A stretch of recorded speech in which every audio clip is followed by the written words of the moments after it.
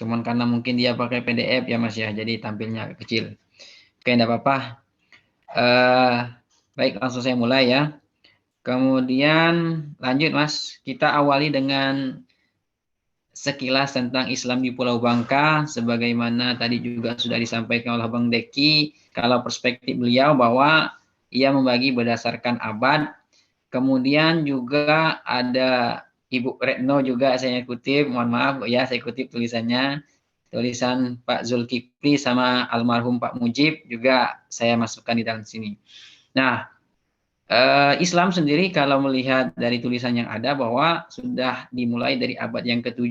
Itu ditulis oleh Bapak Mujib tahun 2022. Mungkin Mas Wahyu dan Bu Eno sudah sangat kenal dekat dengan almarhum itu. Kemudian juga dimulai pada abad ke-9. Ini berdasarkan pendapat yang ditulis oleh Ibu Retno Purwanti yang saya kutip. Kemudian juga masuk kepada abad ke-16.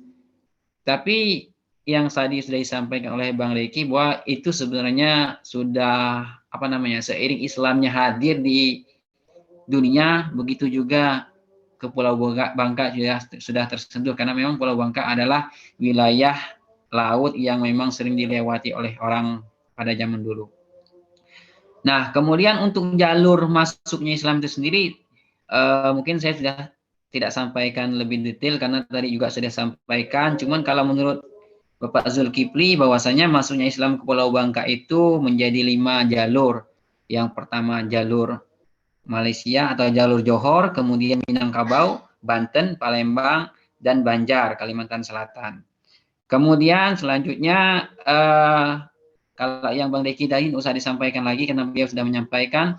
Ada pendapat di sebelahnya Pak, ada pendapat Pak Subi yang menambahkan pendapat daripada Bapak Zulkifli tadi bahwasannya ia menambahkan jalur selanjutnya itu orang Bangka yang naik haji. Jadi nanti orang Bangka naik haji ke Mekah, kemudian disebut dengan naon karena mereka naik haji ke sana lama, berdiam di sana sambil belajar, disebut naon karena sampai setahunan lebih. Pulang mereka mengajarkan ilmu yang didapatkan dari sana. Kemudian juga ada jalur Jawa. Jalur Jawa ini bisa kita lihat dari pengaruh-pengaruh orang yang sekolah ke pesantren ke Pulau Jawa, dan kemudian di fase ini juga mulai banyaknya Qadiriyah Syekh Abdul Qadir Jailani itu masuk ke Pulau Bangka. Kalau dulunya belum ada secara khusus, kemudian secara pengaruh dari Pulau Jawa ini baru masuk Qadiriyah tadi. Kemudian selanjutnya beliau menambahkan jalur Sri Bandung, Sumatera Selatan. Nah, sedangkan pendapat saya sendiri berdasarkan dari tinggalan-tinggalan naskah yang ada, bahwa saya menyimpulkan juga bahwasannya selain dari jalur-jalur tadi, pada masa Kesultanan Palembang Darussalam, bahwa pada waktu SMB Sultan Mahmud Badarudin I, yang memang kebetulan warga keluarganya itu juga ada yang berasal dari Siantan Johor, maka juga Pulau Bangka dipengaruhi oleh Siantan Johor. Selain itu juga ada Aceh. Kenapa bisa saya sebut Aceh? Karena memang saya menemukan naskah karangan dari Syekh Nuruddin Araniri itu ada di Pulau Bangka. Khususnya yang saya temukan di Bangka Barat.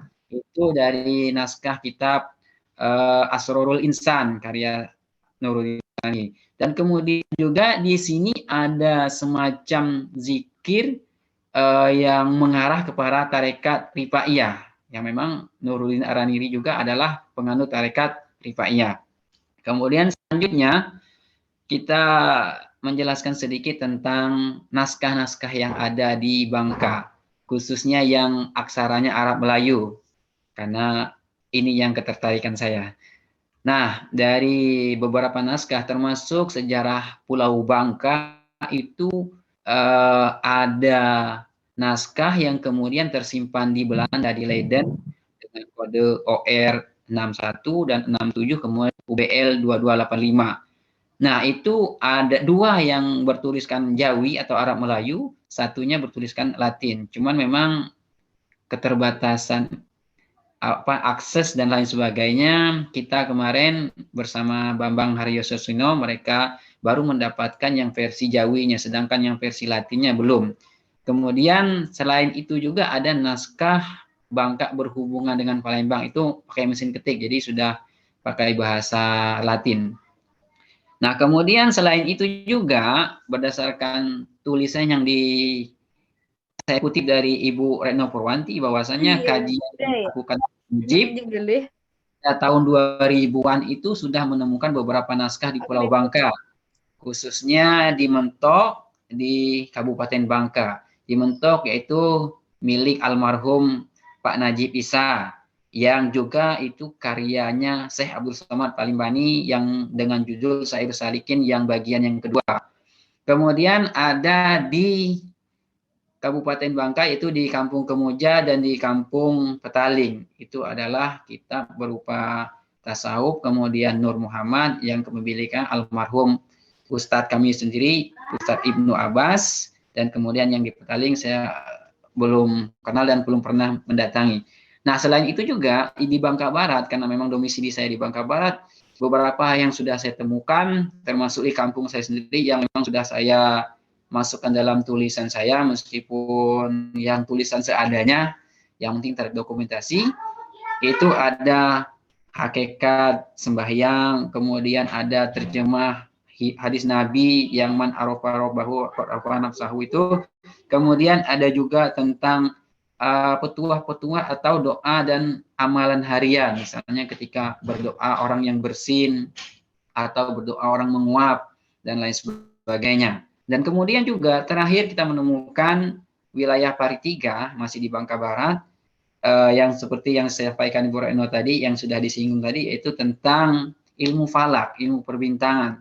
Tapi untuk hal ini, karena memang ilmunya masih jauh dan memang itu perlu orang yang luar biasa lah pemahaman tentang ilmu falak. Selain itu juga ada beberapa karya yang disebut oleh Bang Deki tadi, Hatam Rashid. Hatam Rashid Baki, yang kebetulan memang beliau ini pernah berkirim surat dengan kepala penghulu Palembang waktu itu kalau tidak salah Abdurrahman. Nah, ada suratnya itu, cuma tidak ditampilkan di sini karena tidak karena memang ini terbatas. Kemudian lanjut kita masuk ke beberapa tarekat yang pernah tersebar atau pernah ada di Pulau Bangka dan sampai sekarang juga masih ada beberapa yang terus dilakukan. Nah, dari naskah-naskah yang ada, dari naskah-naskah ditemukan bahwa beberapa tarekat yang pernah ada, pertama yang sudah dikaji dan teliti oleh Pak Najib Mujib tadi, bahwasanya tarekat Satariyah dan tarekat Samaniyah. Kemudian berkembang lagi adalah tarekat Naksabandiyah Invasiyah, Naksabandiyah Khalidiyah, ataupun ada Qadiriyah, kemudian ada Tijaniyah dan Rifaiyah.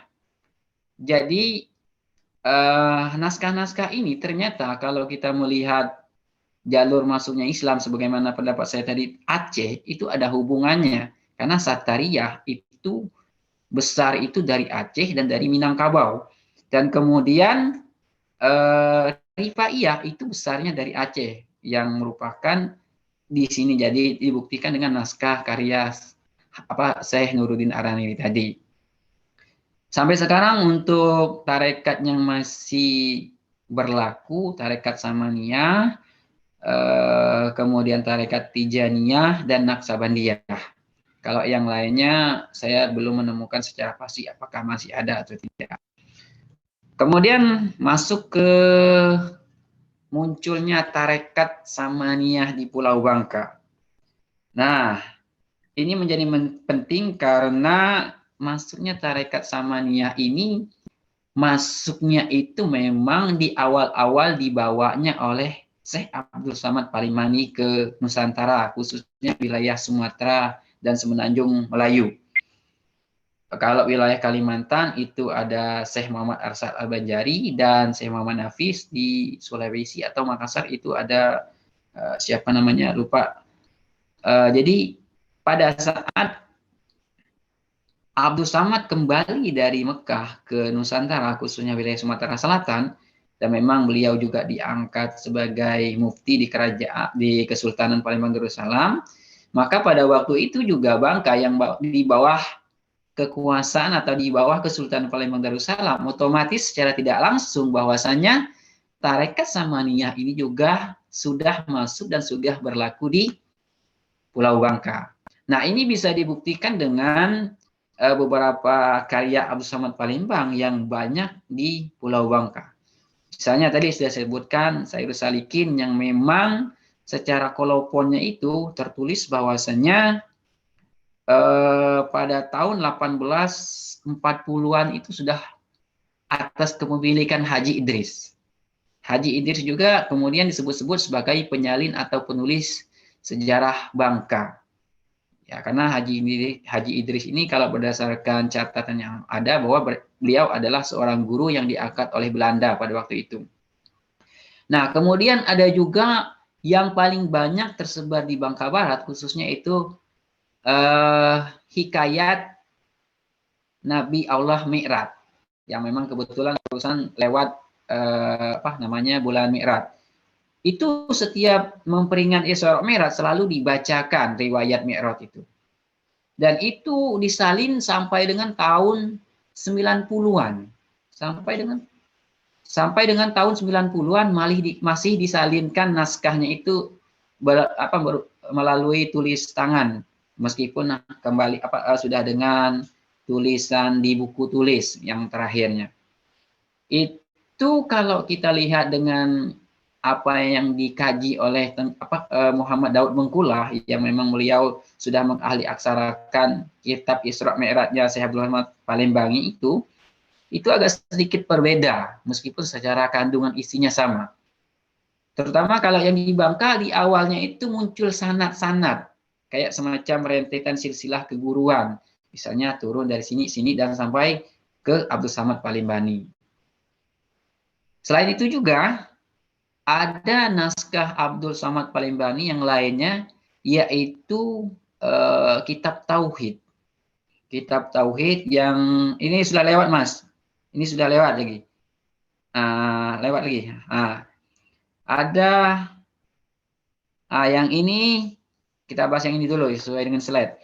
Nah, pada slide yang ini, itu adalah sebuah potongan naskah yang ada di Kampung Pradong, wilayah Simpang Tritip, itu yang menyebutkan bahwa semacam penisbatan nama Syekh Muhammad Saman di dalam sebuah naskah. Memang naskah ini tidak diketahui tentang apa, tapi di situ semacam sanad keilmuan seseorang yang naiknya sampai ke Syekh Muhammad Saman.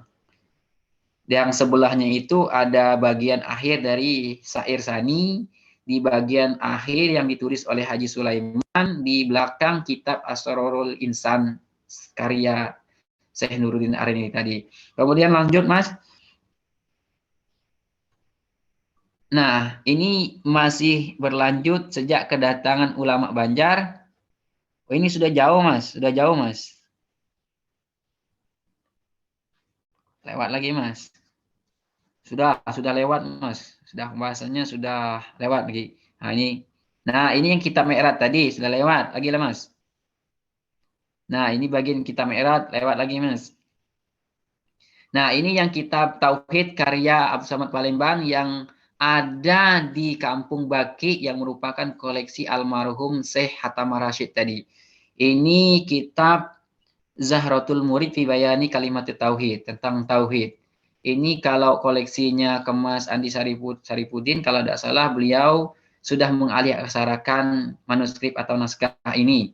Saya memang beberapa kali kontak dengan beliau karena saya penasaran dengan karya-karya ini juga karena ada hubungannya. Dan memang juga beliau adalah mursyidnya Tarekat Samaniyah di sana. Next, Mas. Nah, ini adalah bagian awal dari naskah yang ditulis oleh Muhammad Yasir di Pradong pada tahun 1970-an yang berisi tentang doa-doa dan amalan sehari-hari. Dia mengawali tulisannya ini dengan semacam sanad keilmuan atau ijazah rentetan keguruan. Sampai dengan terakhir itu turun kepada Haji Sulaiman Bangka Mentok. Nah, Haji Sulaiman Bangka Mentok itu makamnya ada di Kampung Pradong, tepatnya di Dusun Menggarau, tak jauh dari sungai yang tembus ke laut. Nah, beliau ini adalah berdasarkan deteksi saya, beliau ini hidup di awal abad 19 sampai dengan awal abad 20. Jadi wajar saja kalau beliau sangat bersentuhan dengan yang namanya tarekat Samaniyah, meskipun secara pasti kami tidak menemukan dia mengajarkan tarekat Samaniyah. Next, Mas. Nah, ini juga adalah potongan yang tadi yang saya bilang lembaran dari keilmuan yang merujuk atau naik kepada Syekh Muhammad Saman. Lagi, Mas. Nah, ini yang menarik. Ini yang ditulis oleh Muhammad Yasir juga di tahun 1970-an. Ini merujuk kepada kitab yang dikarang oleh Syekh Muhammad Azhari Palembang yang berjudul Aqaidul Iman. Cuman ini hanya bagian sebagaimana saya koordinasi dan komunikasi dengan Kemas Andi Saripudin bahwa ini adalah merupakan bagian dari kitab Aqaidul Iman. Nah, di situ dia menuliskan sanad-sanad ijazah Syekh Muhammad Azhari ini yang mengambil sampai dengan naik ke atas-atas yaitu kepada Syekh Muhammad Saman melalui Abdul Somad Palembang juga, kemudian ada di atasnya, kemudian langsung ke beliau. Dan itu ada di Bangka, artinya tarekat Samaniyah ini secara umum di dalam naskah-naskah yang ada memang sudah ada, walaupun secara pasti tidak diketahui apakah diajarkan secara privat ataupun hanya sebagai pengetahuan orang yang belajar saja, meskipun dia tidak mengajarkan nama tarekat itu kepada murid-muridnya. Next, Mas. Nah, berarti sudah selesai, Mas. Beberapa referensi atau sumber yang saya pakai itu ada Aden Ahmad, Bangka berhubungan dengan Palembang, itu pakai tulis Keliatin dengan mesin ketik di tahun 1925, koleksi dari ada Leiden yang dikopi oleh rombongan Mas Seno, Bang Seno. Itu saja, Mas. Mungkin untuk informasi lain, Tarekat Samaniyah di Mentok dari tahun 2012 sampai dengan sekarang masih ada yang memang mursyidnya itu datang dari Palembang setiap beberapa bulan sekali. Terima kasih. Assalamualaikum warahmatullahi wabarakatuh.